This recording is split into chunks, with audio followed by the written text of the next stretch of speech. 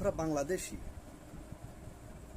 আমরা জাতি হিসাবে আমাদের যে মূল্যবোধটা তৈরি হওয়ার কথা, যে মূল্যবোধটা সৃষ্টি হওয়ার কথা, সেখান থেকে গুড়িতে কেটে ফেলা দেওয়া হয়েছে। গাছের গুড়ায় কাটলে যেভাবে গাছের ডালপালাগুলো শুকিয়ে মরে যায়, ঠিক সেইভাবে আমাদের গুড়াতে কেটে ফেলে হয়েছে। যার কারণে এই জাতির কোনো ঐতিহ্য নাই, কোনো নির্দিষ্ট কোনো সংস্কৃতি নাই।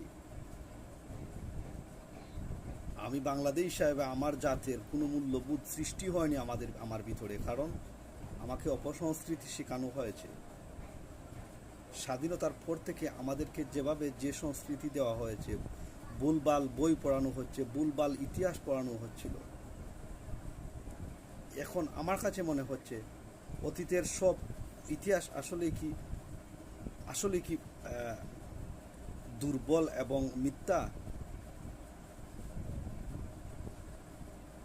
আমরা জাতি হিসাবে আমাদের দেশের, আমাদের মাতৃভূমি, আমার সার্বভৌমের যে নির্দিষ্ট ইতিহাস, সত্যটা আজও আমরা পাইনি খুঁজে। যখন শেখ হাসিনা ক্ষমতায় আসলো, তখন তার বাবাকে দেবতা বানিয়ে এই দেশে বাসিয়ে দিল, সবার মুখে মুখে মূর্তি বানিয়ে দিল। হ্যাঁ, মুজিবুর রহমান সত্য।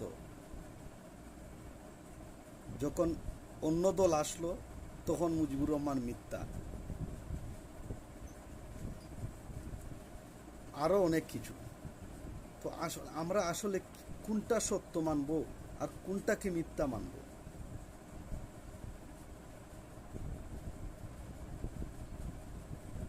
আমরা প্রবাসীরা বলতে পারবে কি পেরায় আছে তারা। বাঙালি হিসাবে, বাংলাদেশি হিসাবে কি মূল্য পাচ্ছে তারা প্রবাসে? প্রবাসে যারা আছেন তারা বলতে পারবে নাগরিক বাংলাদেশি সিটিজেনশিপ মানে একটা ডিস্টার্ব। কেউ যদি বলে হ্যাঁ আমি বাংলাদেশি, তাহলে যাকে সে বলল বাংলাদেশি, সে ডিস্টার্ব ফিল করে বাংলাদেশ শোনার পর। কেন? সরকার ওই নাগরিকের স্বার্থ রক্ষা করে না, সরকার ওই সিটিজেনের নিরাপত্তার কোনো খোঁজ রাখে না।